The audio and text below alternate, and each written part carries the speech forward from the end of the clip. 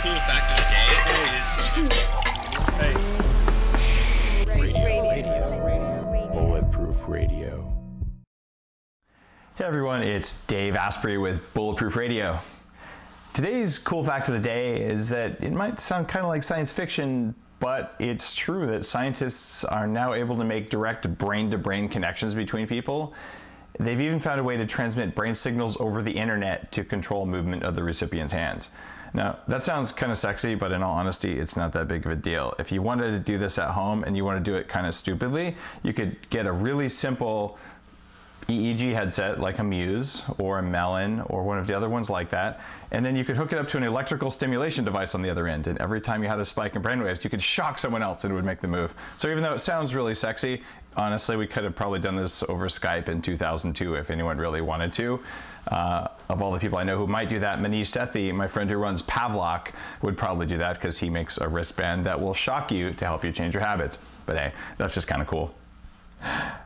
Today's guest on the show is the founder of the Future Crimes Institute, and he's the chair for policy law and ethics at Silicon Valley's Singularity University.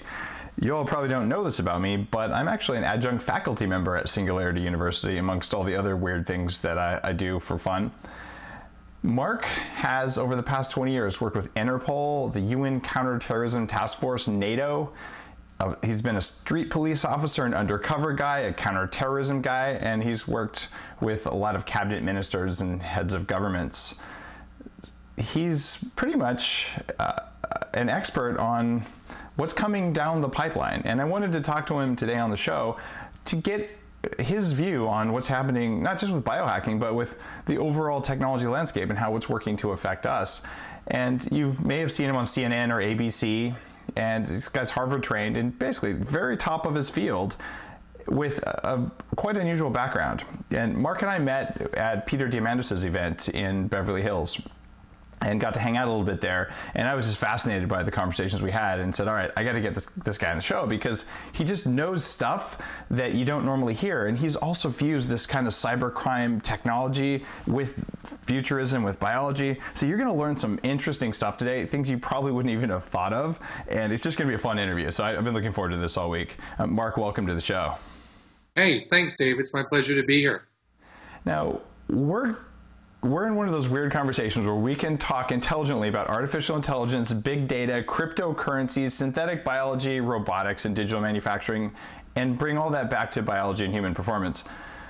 No one else that I've had on the show has ever come close to all this. So our job in the interview today is to make sure that people who are listening to this in their cars don't get lost, because you and I are going to easily be able to geek out on some of this stuff.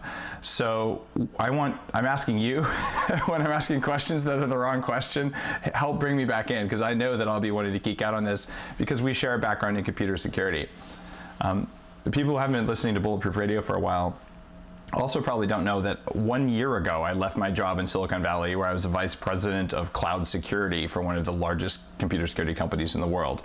So I'm very fresh from that industry, and I've spent much of my career thinking about this, which is why the risk of us geeking out on cryptocurrencies is probably bigger than you would expect. So we're going to keep this largely about the future of human performance and how all these technologies that you talk about, Singularity, how they're coming together. And I think that's going to just be an enlightening, fascinating thing. So let's just jump in there. Sure. Biohacking, this idea of controlling our human body, is entirely dependent on technology. And you're making a pretty clear point that technology itself is maybe dangerous. Does that make biohacking dangerous? Well, the point that I make is that not that technology itself is actually dangerous, but there's a flip side, and it can be dangerous. So I've just written this book called Future Crimes, where I talk about a lot of these matters. And the point that I try to make very clearly is technology is awesome, right? It can definitely be used for good. As you mentioned, we both know Peter Diamandis. He's written a book called Abundance, another one called Bold. And there he talks about using technology for human good. You know, we'll bring 2 billion people out of poverty in the next decade as a result of technology. Access to clean water, more food, radical life extension, reduce infant mortality. So I'm very pro-technology. But The challenge is, and you've worked in Silicon Valley yourself and you've worked in security, Dave, you know that there's a lot of techno-utopians out there. And there's an ominous flip side to all of this technology, and those are the things that I cover in Future Crimes. So for every positive use of technology, it can also be turned another way. Fire was the first technology, right? It could go ahead and keep you warm at night. It could help you cook your food, but you could also use it to burn down the village next door to yours. And so I think we need to consider both the yin and the yang of technology. It's funny that you brought up fire, because I was about to say, yeah, fire is the oldest technology, and that could be one that either cooks you or cooks your meal. And it's a question of how it's applied. So like you, I'm pro technology, because if we're going to master this bag of meat that we walk around in, then it's going to use technology, and we can either use it intelligently, or we can do things that provide short-term convenience but long-term harm to our health and our performance, and even the amount of time we'll live. And so technology applied intelligently seems like something humans have done since the very first spark was struck from flint or lightning or something else.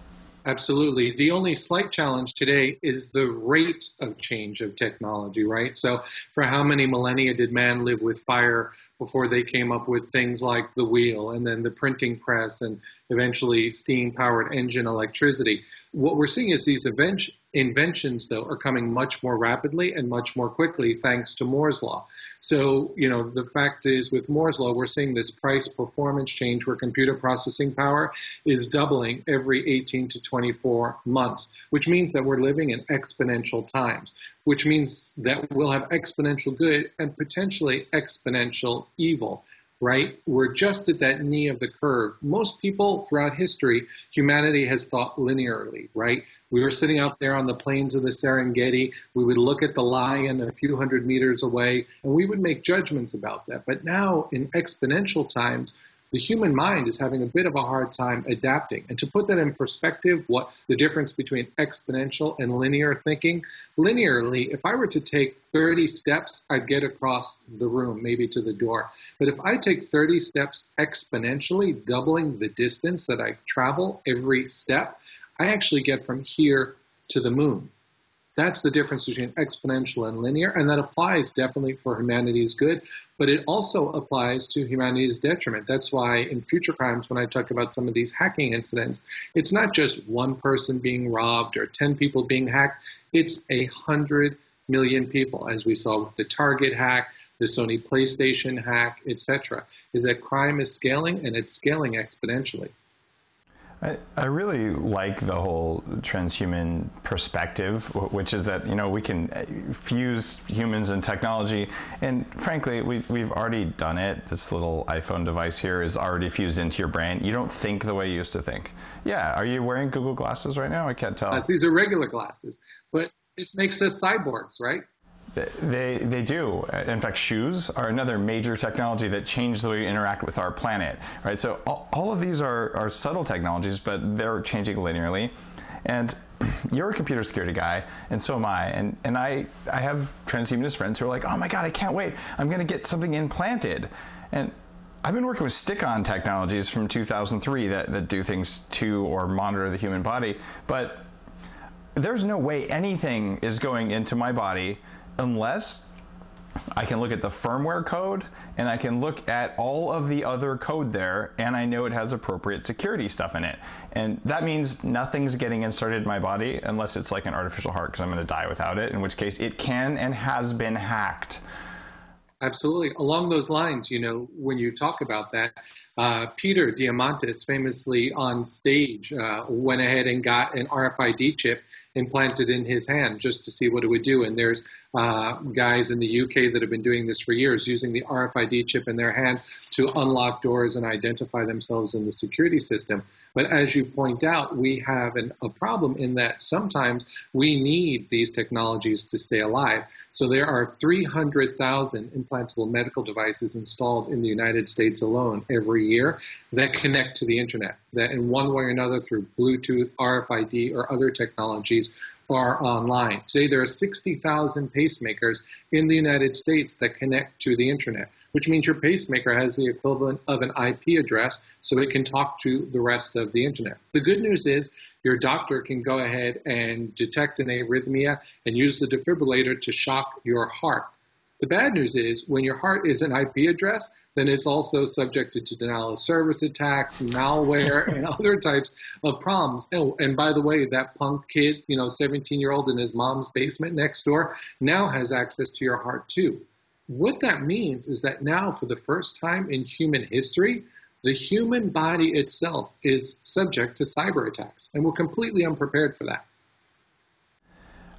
We are unprepared for that, and if you look at the history of PC security, I go back to 1990 when I started college. There was no password on my I think I was running Windows 3.0 before Windows 3.1, like it was early days. But I'm like, how do I keep people from coming onto my computer and like breaking stuff? And there actually wasn't really a way to do that. And some might argue there's still not a way to do that. Exactly. They're still not secure. And then you get to the internet, and the problem is probably even worse there. And I've spent so much time there. So we have the opportunity right now, but if history tells us anything, we probably won't take the opportunity. And this sounds crazy, but I hypothesize that there will actually be a market for medical firewalls. There has to be one. And medical antivirus software that isn't provided by your artificial limb manufacturer, but someone else is going to make something to make sure that it's safe so you don't walk around smacking yourself in the head over and over with your electric arm. And like, that's a really scary view of the world.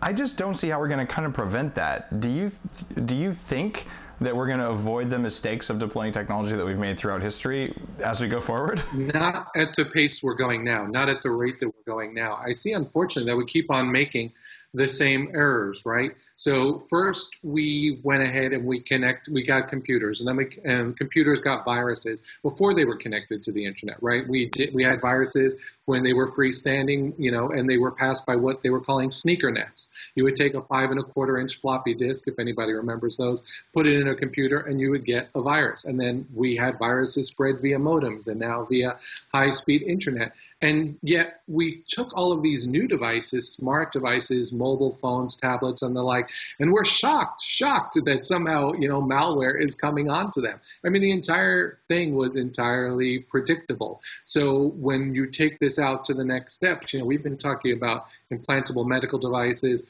In the book, Future Crimes, I talk about wearables, implantables, ingestibles being hackable. You just gave a great example of, your own arm hitting you in the head. I interviewed for the book a friend of mine called Bertold Meyer, who was born without a left arm and had a replacement bionic limb.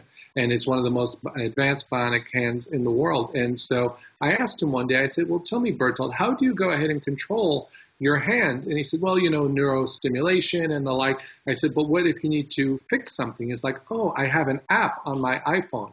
I was like, oh my God. I said, can I see your iPhone for a second? And it turns out that his bionic arm communicates with the service module via an app on his iPhone and Bluetooth. So he handed me his phone. I looked at the app and I started pushing buttons on his phone and his hand started moving. So I was now in control of his bionic arm.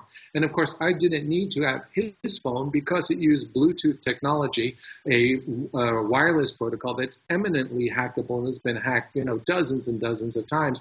I could just hack his arm myself.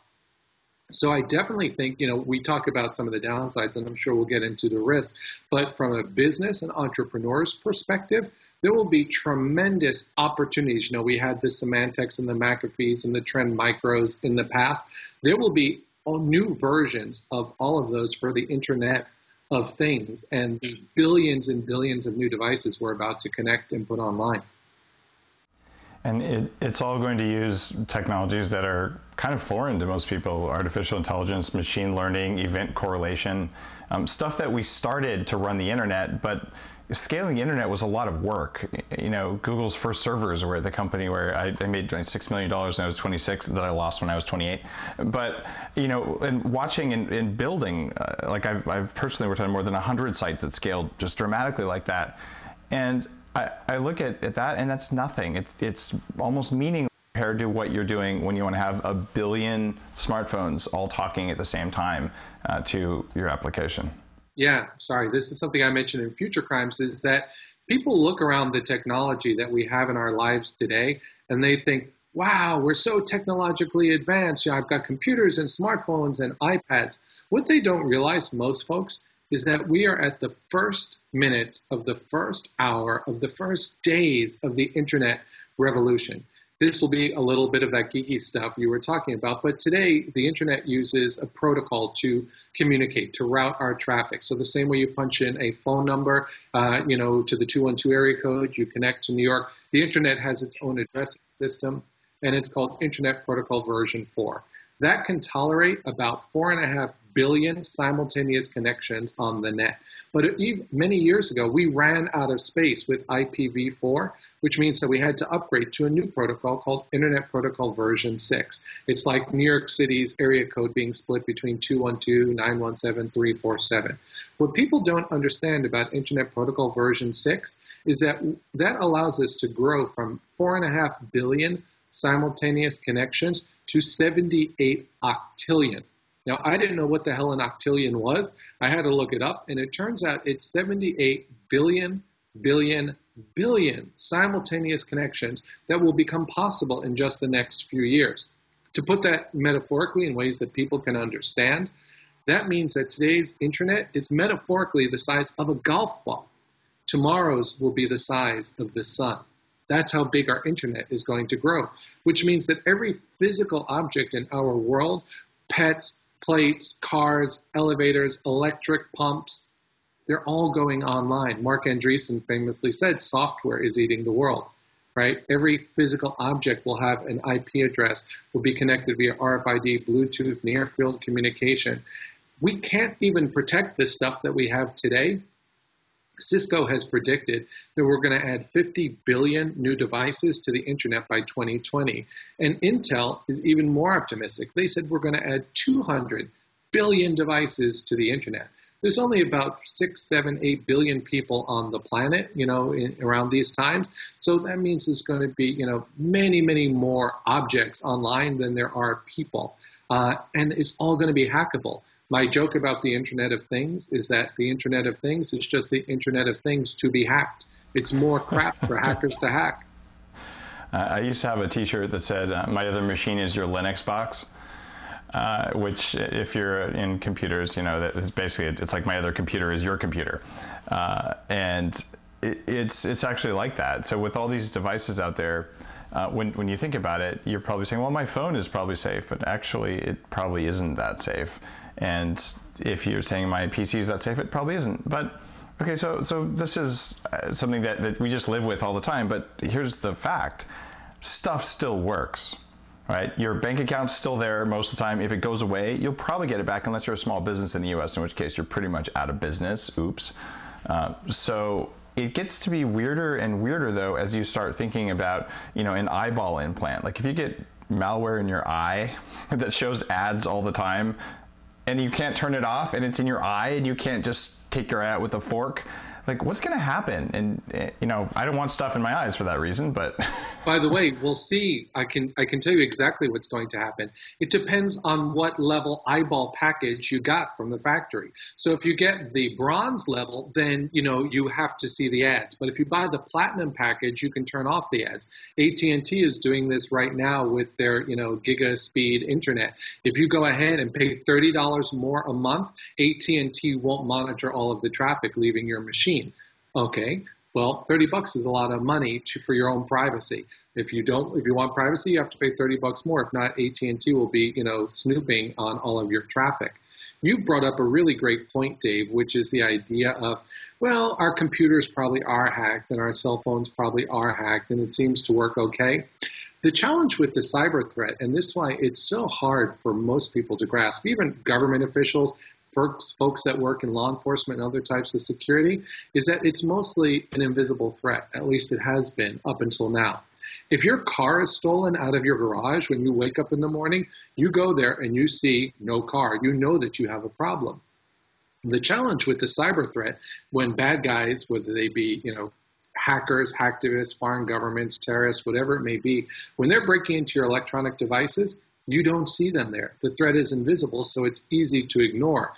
The way I try to liken it, and this may resonate well with you, Dave, it's kind of like microbes, right? 200 years ago, people had no concept of bacteria and viruses, fungi, that they could make you sick because they were invisible. Then we had microscopes, we could see these things and draw conclusions. We don't have really great microscopes for the cyber threats that we see today. And therefore, most people are already hacked. The FBI director, Mueller, famously said, there's only two types of computers, or there's only two types of companies, those that know they've been hacked and those that have been hacked and don't know it yet. Yeah, I stand by that as well, having spent a lot of time in that field, and you do as well. So you can say, oh no, time for alarm, and I'm going to unplug my computer. And yeah, don't use the internet, way too dangerous. Unplug. No, that's a joke, obviously.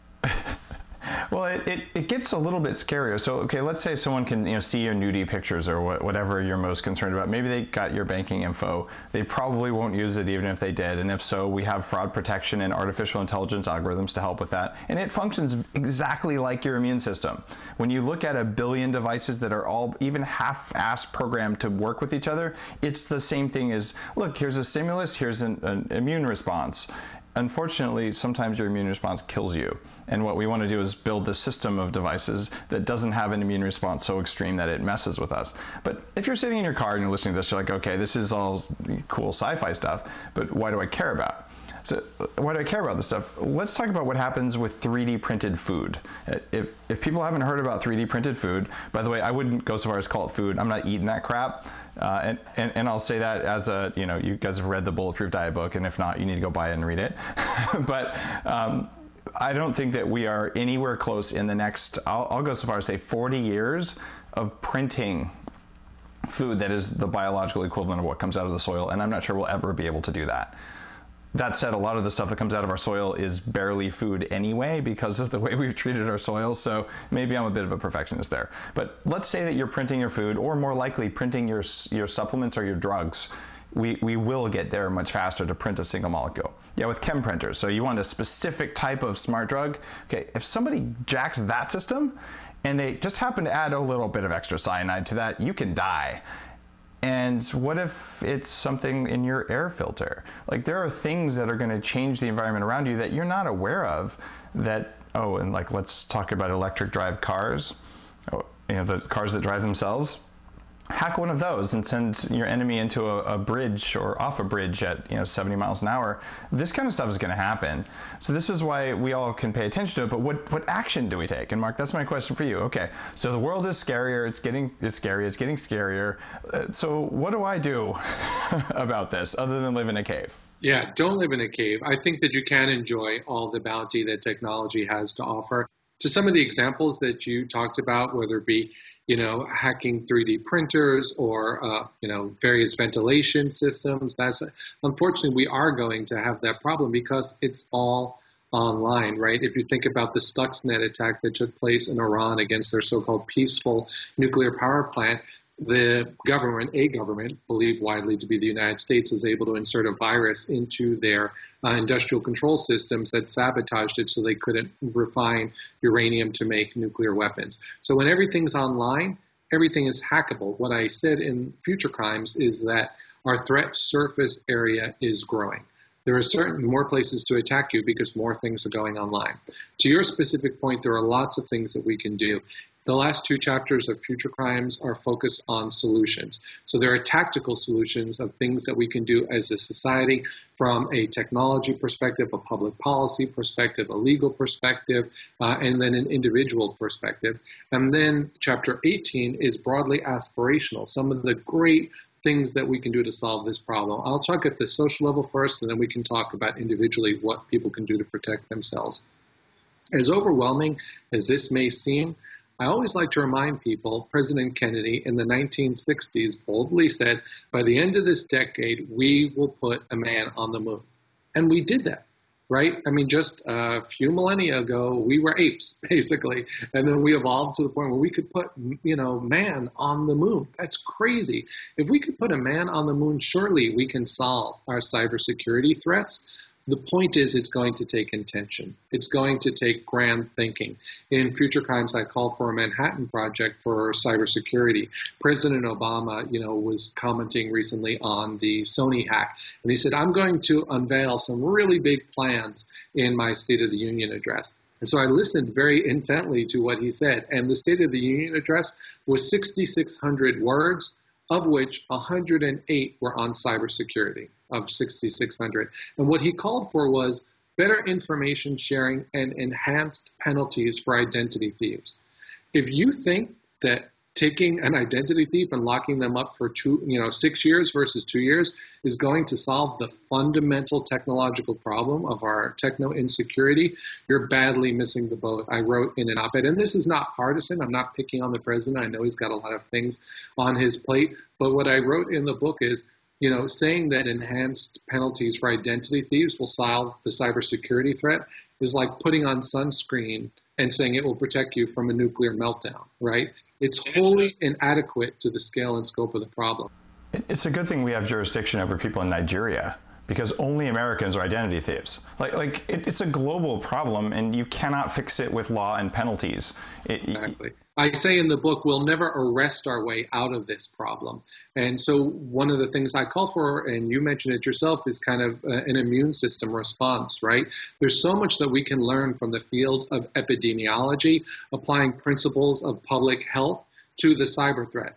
Because that cop in Victoria can't arrest somebody in New York, and a cop in New York can't arrest somebody in Moscow due to international law, we'll never solve the problem by arresting people or passing laws. It might make differences at the margin, but we need a more fundamental public health approach. I call for the creation of a World Health Organization for cyber, or a CDC for cyber, is one of the many steps that we can take along those lines. In fact, I would bet certainly that what will happen is that we'll map out what we know about human and biological immunity. And what's cool is there's cellular level things that happen without any interaction from your central nervous system or your gut or your brain. So there's basically multiple levels of your immune system stack. And most computer security today, there might be a little thing here, but we try to centralize everything so we can look at it. It doesn't work as you scale bigger and bigger. Just like if everything in your immune system had to go up to your brain to look at it, you could never do it. So we will evolve naturally. I believe the human is very well evolved, and just all animals are. We will evolve a big internet of things that works almost identically to the way our immune systems work, which work pretty well most of the time. But all right, let's talk though. Right, you're driving in your car, you're sitting here going, all right, now I'm a little more concerned about this. I didn't really pay much attention, but what is the action that I can take now that is going to either make me safer, make me perform better? Okay, I'm aware of a new threat. You just raised my cortisol levels. My heart rate variability is off a little bit. I'm not feeling calm anymore, but I'm not feeling empowered either. So what's the personal step you can take now? Well, that's the great news about Future Crimes is, in addition to those last two chapters at the end, I actually have included an appendix of some very definite steps that people can take. Just to put your audience at ease, if they are feeling those higher cortisol levels, what I would say is, look, there's no such thing as perfect security, right? You can get up in the morning, think everything's great, and step out in front of a bus, right? So we never know what's going to happen, and we cannot be paralyzed by fear. But we do need to be informed. We know how security works in the physical world, right? You leave your house, you lock your front door, You take basic steps to protect yourself. But we don't really understand what those steps look like in cyberspace. I tell the story in Future Crimes of a BMW. If you take a BMW and park it in a dangerous part of town where there's no light, you leave the keys in the ignition, the engine on, the windows down, and $5,000 cash on the dashboard, you shouldn't be surprised when your car is stolen, right? Conversely, you can take a beautiful BMW, park it in a great neighborhood, well lighted, put a club on the steering wheel, use LoJack to locate it, and you've taken every possible step you can to protect your car. And somebody can still come by with a tow truck and take it, right? So there's no such thing as perfect security, which should give people solace. We're not looking for perfect security. All I'm trying to do is teach people the equivalent of how to lock their front doors and how not to leave their keys in their cars in cyberspace. So these are the 6 tips. These are the 6 tips that I tell people. I've created something called the update protocol, UPDATE, where each letter of the word update stands for a step that they can take. And I'm happy to go through them if you like. Yeah, let's do it pretty fast. Okay, U is update your software, right? We've all seen those pop-ups that say, oh, your browser needs to be updated, your phone software needs to be updated. That's a very polite way of saying your phone was full of security bugs that we've just discovered, and now we need to plug those until the next time when we discover more security bugs. So don't do that manually. You can set on your phone, on your browser, on your OS for your computer, all of that to take place automatically. Set that to happen, and you'll cut your threats. By the way, I should say with the update protocol, this has been tested by the Australian Ministry of Defence, and if you follow these 6 simple steps, you can reduce your cyber threat risk level by 85%, okay, which is really great.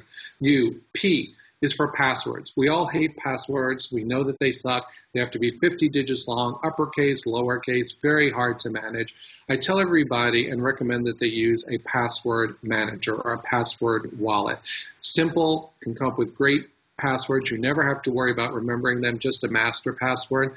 I recommend 3 or 4 companies, believe it or not, organized crime groups have actually created their own password managers in the App Store to try to trick you, so your passwords go to them.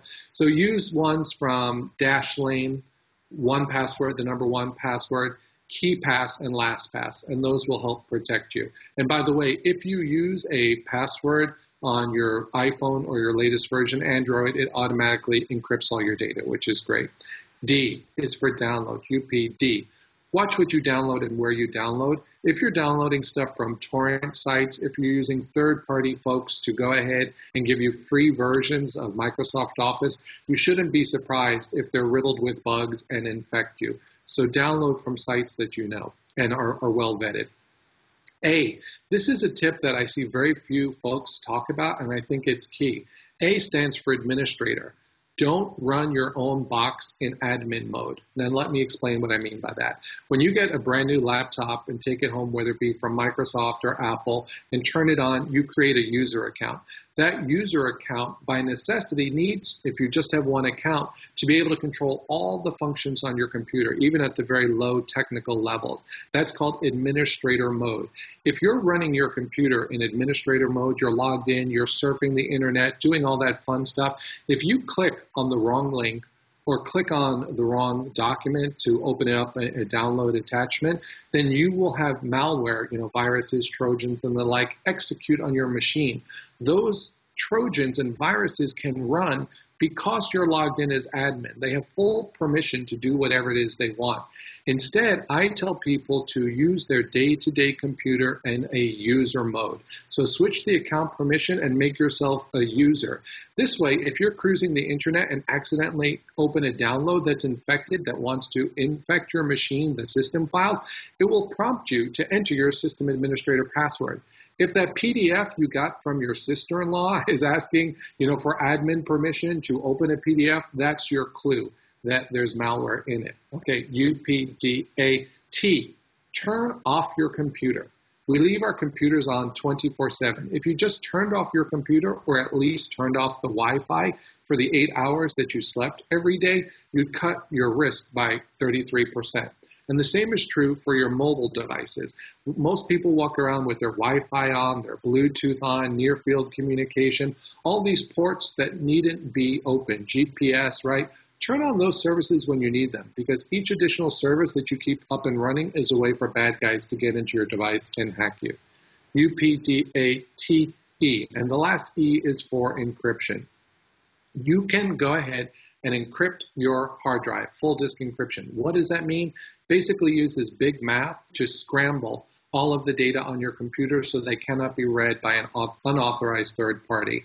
In Mac, it's called File Vault, and on the Windows side, it's called Bitdefender. They're built in for free. Use them. That will protect your data at rest.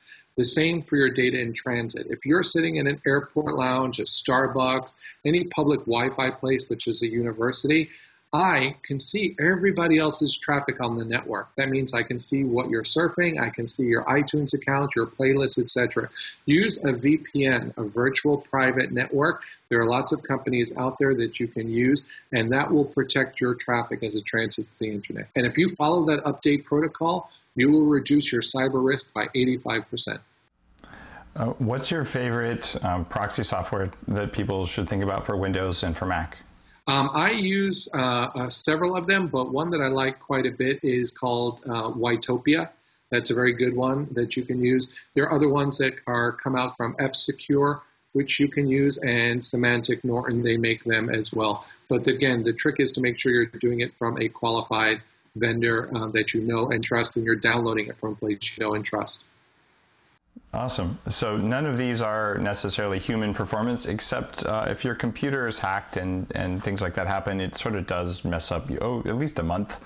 I've had lots of friends with identity theft problems, and it's a problem. Well, let's shift gears a bit, and let's talk about the Silk Road trial. Yes. Why should people listening to this, who are predominantly interested in how can I feel better, perform better, think better, things like that, why does the Silk Road trial matter to them? And just kind of walk us through what is Silk Road. Why should people care? Because some people don't know what Silk Road is. Sure. I just want to go back to the concept of human performance, because I might suggest boldly, if I can, that this is all sort of tied to human performance in a lot of different ways. In the book, Future Crimes, I talk about hacking wearables. I talk about the privacy implications.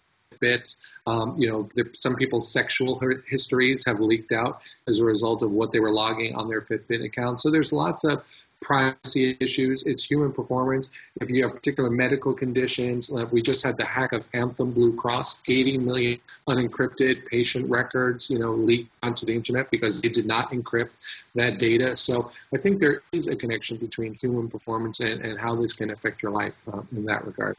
There's also a bigger and maybe more interesting thing. The more of this data is leaked, the more you realize that everyone else is probably as screwed up as you are. So we all spend an enormous amount of time creating like psychological firewalls. We're like, oh, I'm not going to think about that. And maybe 10 or so years ago, I used to have modafinil in my LinkedIn profile. I just put the word there, which is a really powerful smart drug that I was taking that no one was really talking about. And most people, and I'd put yoga and meditation in there too. And people now do that a lot, but back then it was just only strictly for business. And people, some of them would just look at me and not really know what it was. And other people would be like, oh, you're using it too?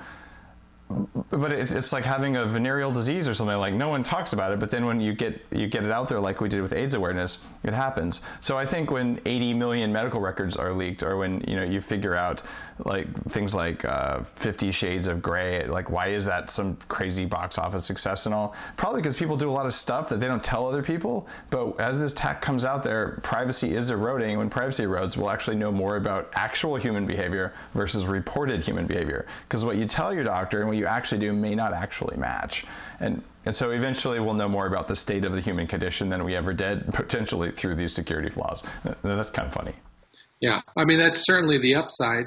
Tim Cook just the other day at Apple gave a very impassioned speech for privacy. He was actually at the Cyber Summit with President Obama, and they were talking, the FBI has said to Apple, we don't like the encryption that you're using on your iPhone. It's too strong. So please give us the secret keys. And Apple's basically said, no, we're not going to do that. And Tim Cook said, hey, as a gay man who grew up in Alabama, I can tell you that there are consequences of lacks of privacy, right? So in certain regimes, in certain countries, if you're the wrong religion or the wrong sexual orientation or the wrong political party, then there are actually can be threats against your life as a result of it. So while there are definitely upshots to increased openness and sharing of information, there can be downsides under the wrong circumstances. This is exactly why I've created online profiles for me on every bizarre site I can think of, and why I do Google search queries for random words, because try and figure out which ones are real. I'm kidding. But there is something to be said around creating dirty data about yourself. Like I might have put my wrong birth date out there thousands of times. So if you wanted to find my actual birthday, it's probably a little bit more work than it should be, which also reduces my threat footprint. So I have a friend who changes his Facebook birthday monthly, and he's constantly getting happy birthday wishes from all of his friends. And eventually they figure out, it's like, wait a minute, wasn't it your birthday last month too? So yeah, he changes it once a month. That's awesome. I've even gone so far back in the day, not really for security, but I've changed my race. There's actually forms you can fill out at your university. You go to the office, say, I've decided to change my race today. And they have to have a form for that. So you can be a different race every month if you want, which is kind of funny, actually. So spreading a little bit of dirty data about yourself is quite intriguing in this world where we don't have as much privacy. So let's... Silk Road. Yeah, let's talk more about Silk Road. So first, what was Silk Road, or what is Silk Road? And why should people listening to this care about both what they did and what happened to them? So the Silk Road was considered to be the world's largest online drug marketplace. It operated in what was called the deep web or the dark web, which means that it wasn't a part of the surface web, the Google part of the web. Most people think, oh, I'm on the internet, I can see everything because I have access to Google and Facebook and Amazon and Angry Birds and all that stuff. I'm on the internet.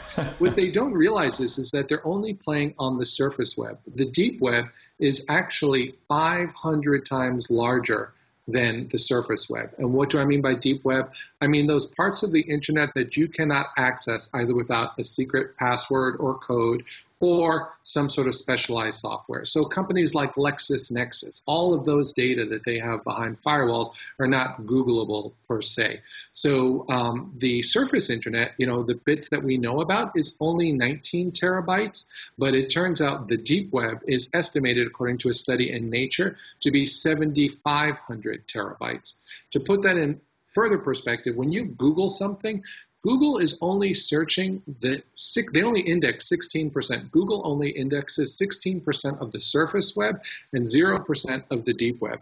That means if you're looking for something on Google, you're actually only searching for 0.03% of the available information on our planet.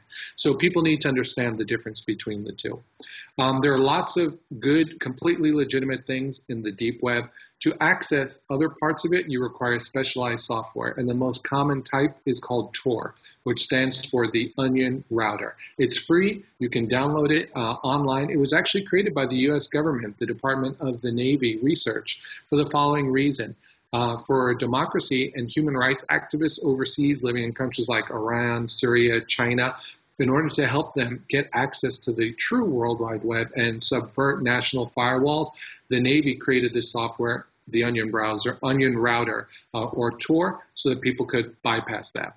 Well, as is often the case, criminals find use for good and interesting tools.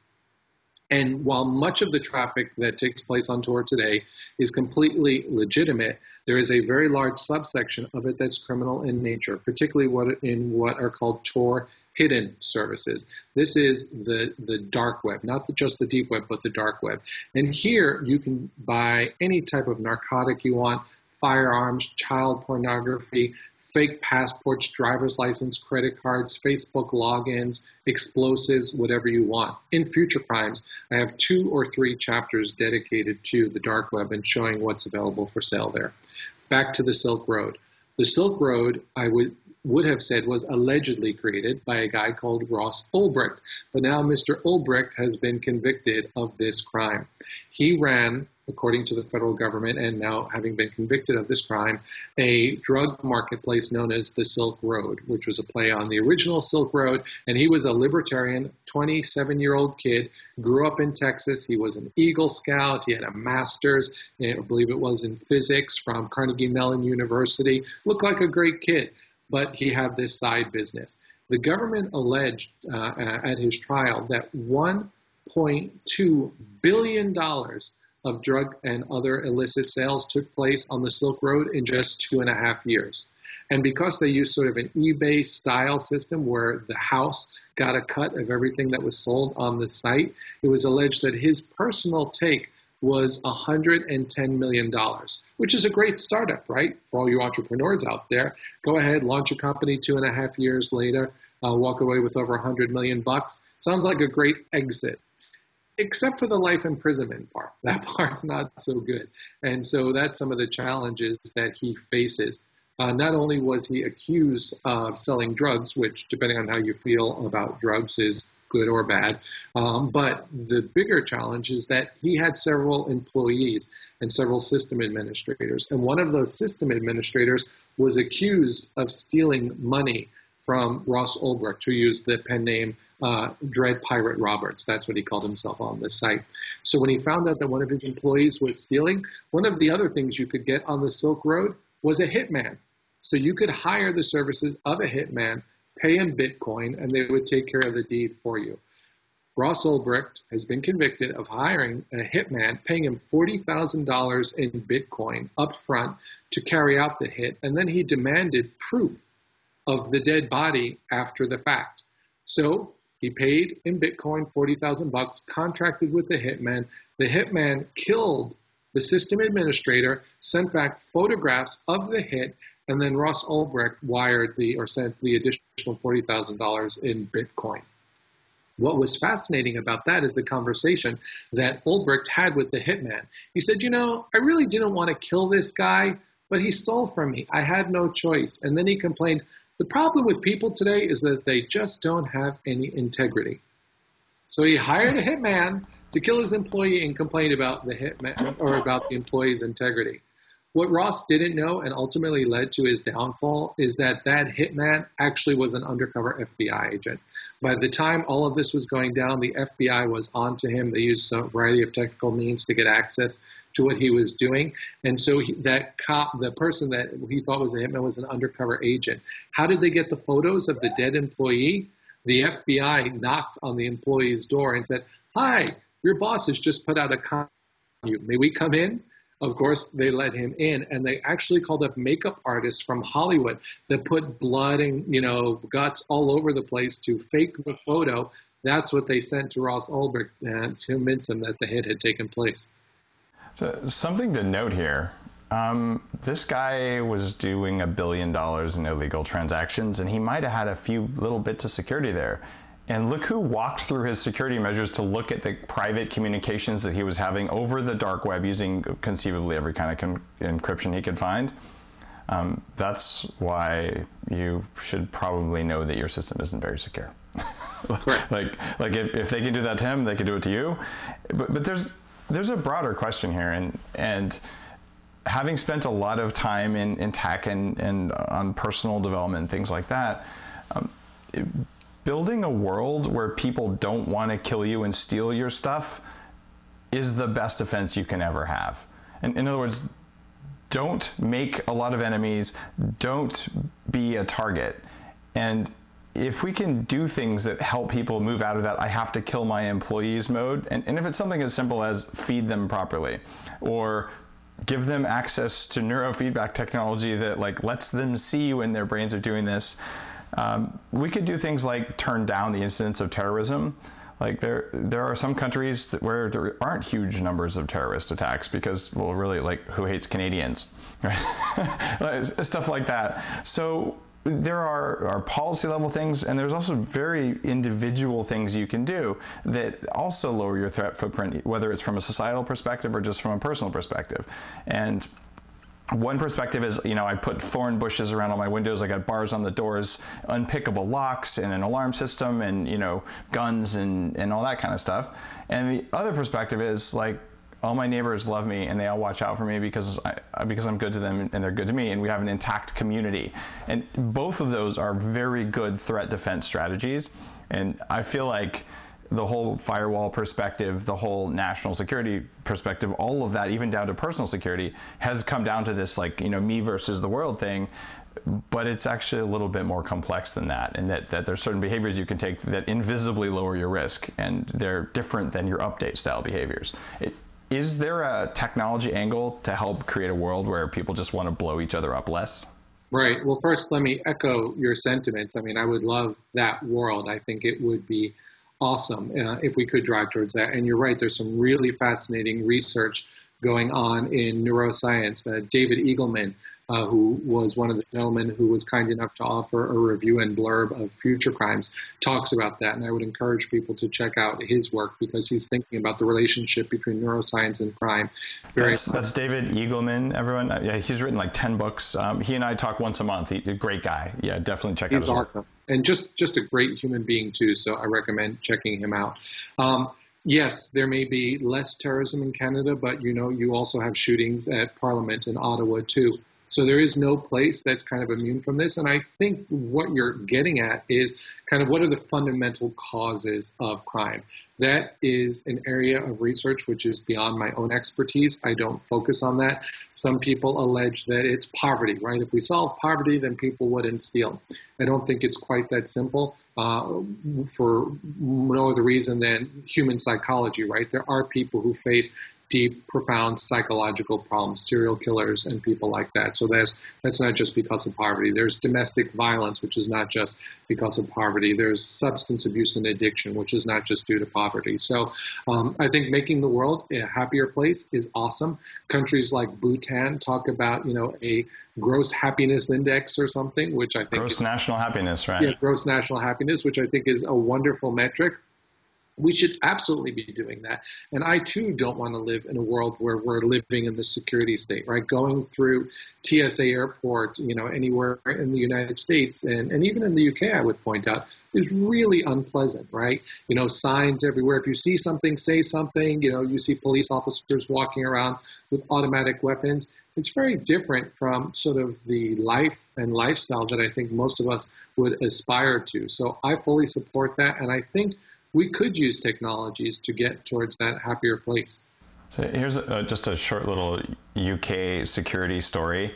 I was there. I used to commute to Cambridge in England from the West Coast in the US every month for a while. So I had a lot of time out there. And one time I decided I'd take the tube across London. And I am sensitive to environmental mold because it's grown in my house. The tube there is super moldy. And I walked down this like water-drenched subway tunnel, and I started like seeing colors. I didn't quite know what was going on, but I was feeling like my reality kind of narrowed to a window. It was actually having brain inflammation, and it now that I understand what's going on.